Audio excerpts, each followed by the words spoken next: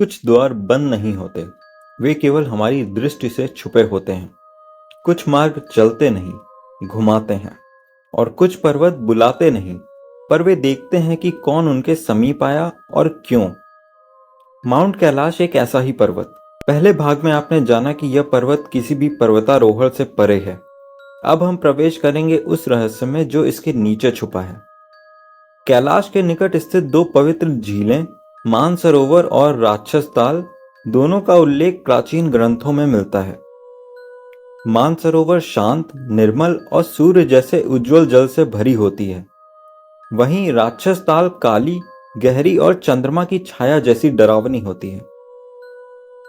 पुराणों के अनुसार यह दोनों झीलें जीवन और मृत्यु, प्रकाश और अंधकार, शिव और राक्षसों के प्रतीक हैं। रात्रि के समय जब हवाएं थम जाती हैं, राक्षस ताल से अक्सर अजीब ध्वनियां सुनाई देती हैं, जैसे कोई अनजानी शक्ति जल की गहराई से ऊपर आ रही हो। 2012 में एक अंतर्राष्ट्रीय वैज्ञानिक दल कैलाश के आसपास रेडिएशन स्कैनर, गति मापक यंत्र और चुंबकीय क्षेत्र विश्लेषक लेकर पहुंचे। पर आश्चर्य तब हुआ जब उनके सभी यंत्र विकृत होने लगे। कंपास गोल घूमते रहे, डिजिटल घड़ियां उल्टी दिशा में चलने लगी और सबसे महत्वपूर्ण, जीपीएस सिग्नल पूर्ण रूप से गायब हो गया।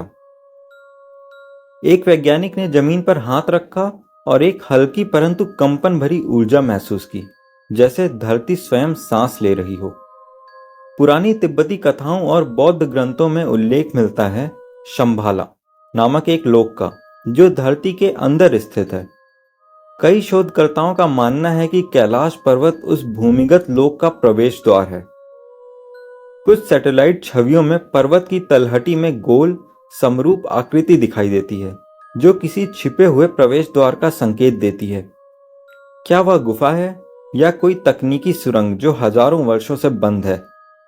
स्थानीय भिक्षु मानते हैं कि हर शताब्दी में एक बार कोई न कोई साहसी यात्री उस गुफा की ओर जाता है, पर जो भीतर गया वह कभी लौट कर नहीं आया। यह वाक्य अब वहां की पत्थर की दीवारों पर लिख दिया गया है।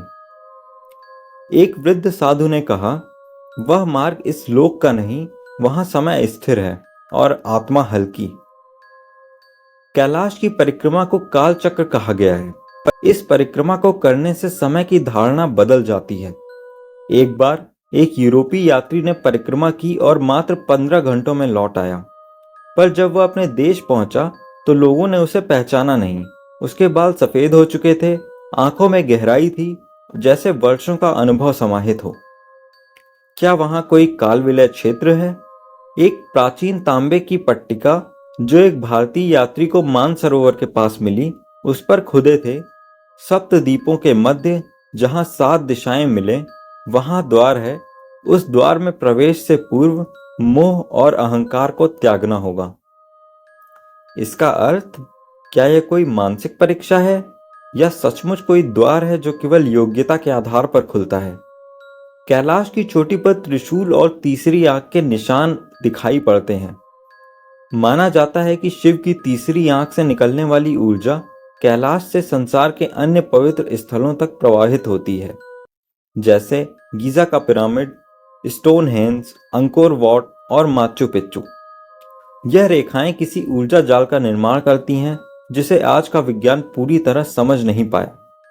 क्या यह स्थान केवल एक धार्मिक केंद्र है? नहीं, कुछ विद्वान इसे ऊर्जा संचालित मशीन मानते हैं, जो ध्वनि, कंपन और मानव चेतना के आधार पर कार्य करती है। तिब्बती ग्रंथों में उल्लेख मिलता है कि यहाँ से सौर प्रणाली की गति, मानव मन की तरंगे और भविष्य की आहटें समझी जा सकती हैं।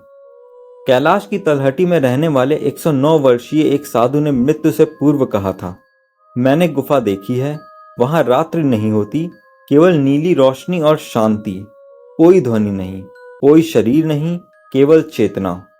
वहां से लौटना संभव नहीं, क्योंकि वहां समय नहीं है।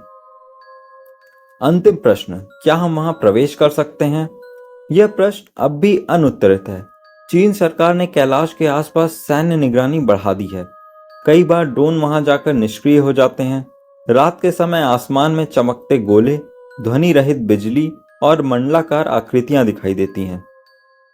माउंट कैलाश केवल एक पर्वत नहीं, यह एक दर्पण है जो आपके भीतर की चेतना, विश्वास और भय को दर्शाता है। कुछ लोग इसे शिव का धाम कहते हैं, कुछ इसे प्राचीन तकनीकी केंद्र, कुछ इसे परलोक का प्रवेश द्वार, और शायद ये सब एक साथ सत्य है। यदि आपको यह कथा रहस्यमयी लगी तो इसे लाइक और शेयर करें और नीचे कमेंट करें, क्या आप मानते हैं कि कैलाश के नीचे कोई रहस्य छुपा है? और चैनल को सब्सक्राइब करना ना भूलें।